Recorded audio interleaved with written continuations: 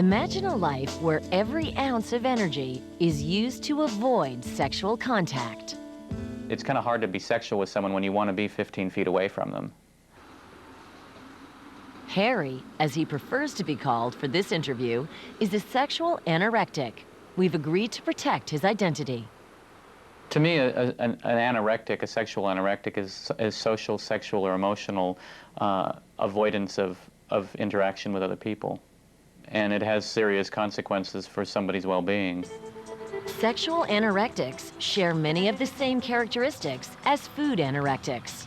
For instance, both starve themselves in the midst of plenty, and both experience extreme self-loathing.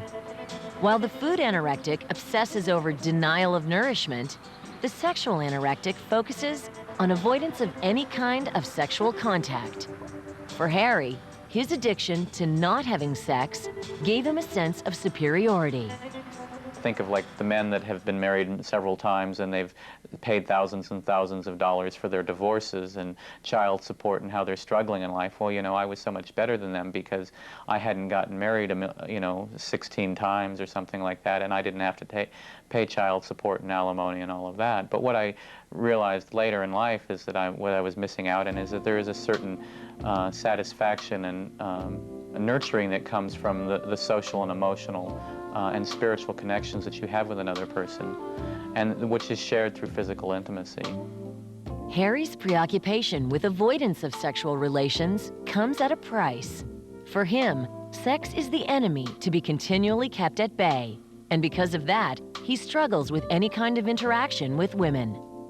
Because I have this message in the back of my mind that all men ever think about is sex, and that women don't like sex at all. You know, sex for them is just a really boring thing that they, it's sort of like this necessary evil because men offer, have money and security or whatever. And I realize that that's not real, but that's kind of this construct that still floats around in the back of my mind.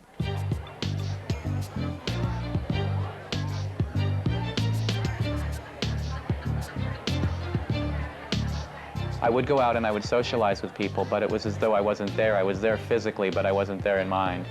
But I was out at a nightclub. I was dancing with some people, and this one woman said to me as we were dancing, she said, "You're a really good dancer. You must be really good in bed, too." And about 6 to 8 months later, it really dawned on me what that woman had said to me. She was propositioning me. But I didn't realize it at the time. It took me 8 months to realize what had been said. Harry's intimacy issues can be linked to a lack of trust. Like most who suffer from a sexual disorder, Harry had his trust violated at an early age. I had some surgery at the age when most people's bodies are beginning to change and they're coming into puberty. And there was a sense of body violation around that with the medical professional. So I didn't know how to protect myself and how to honor my own body, if you will. So, if I couldn't trust people that were close to me, how am I going to trust somebody that I don't know? Somebody passing along the street.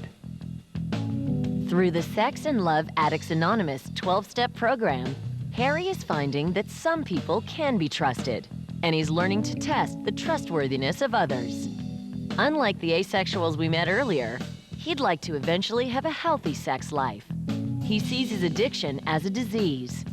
He's not fully recovered, but knows where he's heading to for the first time in a long time.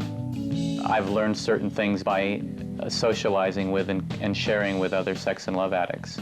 And since I've been in SLAA, it's turned around, and there's a sense of hope that I might, in fact, at some point in time, be able to be in a relationship with a woman where I can be physically, emotionally, and spiritually intimate with her, and I'm not going to feel afraid that she's going to stab me in the back, or that I'm going to have, hot food thrown at me, or that, I'm going to have some other physical pain or emotional pain come about.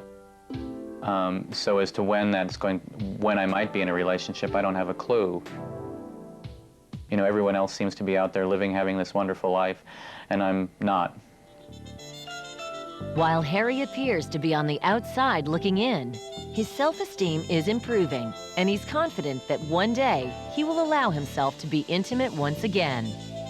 As for David J., Jerry, and the other asexuals we met, They all concede that although they're different and they represent a tiny minority, they wouldn't think of changing a thing about their lives, even if it means going solo forever.